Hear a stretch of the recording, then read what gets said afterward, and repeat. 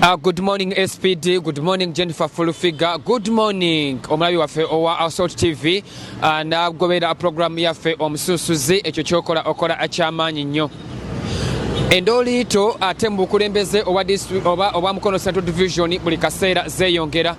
Abakulembeze aba Mukono Central Division bawazeewaze ssentebe waabwe omukulu Robert Peter Kabanda saako n'abakulu oba abakozi ba gavumenti ba technicals okukakana nga babaze ekiwandiiko eri kaliisoliiso wa gavumenti okuvaayo abako okunoonyereza kwakola. Ekiwandiiko kino kyakulembeddwamu kansala wa Mukono Central Division Ronald Wamala era nga complaint eno eraga nti eri Mukono complaint stroke 49 stroke 2024 ebimu ku byo bitunulira nti ssentebe ono ate aliko engeri gye yeegabanyamu amafuta emirundi egisoba mu ebiri ate n'abakozi ba gavumenti balina engeri gye bakyaŋŋanyamu akasente ako aka gavumenti ekiviirako ate ekibuga kino okufiirwa. Ndine kansala Wamala agenda kutunnyonnyola ensonga eno wa weetuuse kyekyabatandatu okudduka ewa IGG ku nsonga zino ate ng'ensimbi zino ezisinga ate bube nnyininyini be baziyisa mu kanso. Kanso oli butereevu ku Salt TV. Tubuuzeeko. Neyanza nnyo aba Salt Media amanya agange nze Wamala Ronald nga mbuuzaako bonna abatuuliriza n'abatulaba ku Salt Media. Ensonga eno eyogende wa IGG obuzibu buli luddawa?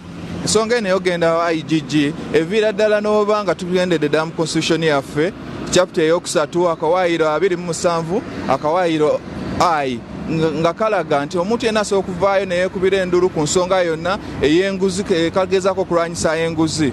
Kati nga nze kansala Wamala Ronald navaayo nga ndabye nga mukama waffe nga supervisor waffe ow'obuli kaseera buli lunaku ku Mukono Central Division n'abakozi ba gavumenti bagenda ne bakozesa ssente ze tuzita eza conditional grant esente zaali zirina okugenda ku kizimbe kyaffe ne basiteeka ku kizimbe kye twali tupangisa ng'ate nga tukipangisa ate nga twali tulina kwekubira wadde tulina obuzibu bwonna bwe tuba tufunye mu kizimbe tulina okwekubira enduulu eri nannyini oyo atupangisa asobole okukikola. N'ensonga ey'okubiri mu kyo ng'otunuulidde bajeti yaffe eya 2023-2024 mukama waffe kubanga yalwawo nnyo okusayininga ku budget nga yagala okubako bye yeeteekeramu n'okutuusa essaawa zino bajeti yakaakati tulabakola kugifuna naye kumeyo budget kyembagambye yeegabira amafuta emirundi 2 ne communication cost okusuuka mu mulundi ogumu ekitamukirizibwako mu budget ne ba ministers be bonna n'abagabira amafuta ekitakirizibwako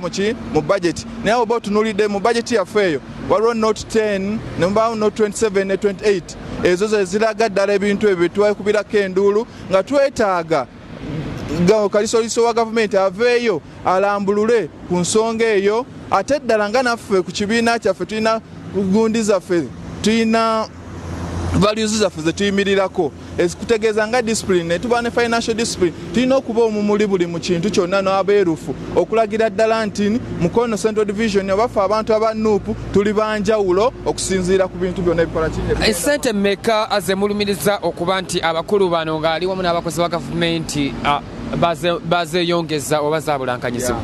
Okusinziira ddala ku ezo ssente ze basooka okutwala zaali za conditional grant kubanga e conditional grant ebaako gavumenti egituwa ng'erina ekintu byekoze byetunuulidde.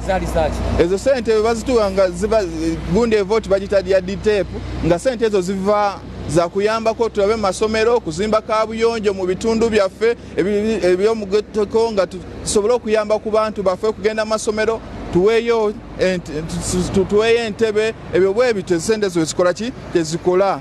Ezo ssente bazikwatako ddala miliyoni 4 ne bazikozesa nga tebakoze nga tebaize na kufuna lukusa lwa kanso ne basiteeka ku ekyo ekizimbe kyenkugamba nti bakikola renovation ekitalina kyaffe ekyetupangisa obupangisa. Ekizimbe atulaba mwali mutandise okuzimba ekizimbe kya Mukono Central Division kituusewa ate buzibu ki obukiremesezza okutuuka kubanga bwe kiri? Ekizimbe kya Mukono Central Division kyetuzimba kati kiri ku slab level olw'ensonga ground floor nga kiri awo naye ground floor ebeerako slab nga kiri awo nga kyetaagisa kubanga neera tufuna ssente ezo ssente ezivaayo twasobodde n'okozesa ku ezo ssente oba tugambe eza conditional grant netugamba tuse ku kizimbe oba tuzikozesa ne local revenue. Ne local revenue kibeeseza nga kikyali awo. Local revenue asooka n'agenda ku center olukomawo aba mutini nga tesobola kukola ki kukitambuza bulungi kudduka speed. Nga tumaliriza ndabako wano mu note 7 chairman L33 millions 8 zino zaali zaaki? Kati ezo chairman million 8 genda no note 10. Note 10. Okay, chairman L33 emitwalo 10 times 12 million yemu emitwalo 2. Yeah. Kati ezo sente zogamba nti tuyinza okuwanga nga gobawo ng'okuba akasimu oba kuteekako data ezo sente n'abanga azikozesa buli mwezi. Kati ezo sente ate zaddamu neyeegabira eri negundi be 27 obanga ogitunulidde mukama wange naye ojja kugiraba nga sente ezo zikola ki gye ziri. Mu note 27 emitwalo 28 emirundi 12 miliyoni 3 emitwalo 36. Kati ezo sente zeyeegabira weegabira eri ate nadda neno n'akola ki neyeegabira. Kati ebyo bye bireetera ffe ng'abantu abasazeewo okuyimirira ku mazima kubanga n'oba oyimiridde bw'omu ng'oli ku mazima tewali buzibu. Kati ekyo tusaba n'okwekubira enduulu bajje batunule mu nsonga ezo bazigonjole bannamukono basobole okufuna saaviisi ze beetaagisa okufuna. Mwami Charles James Senkubuge ate ne mwanyinaze Jennifer Fulufiga sigenda kusukkawo wano olw'embeera yakadde naye tugenda kwongera okunoonyako ku bakulu bano.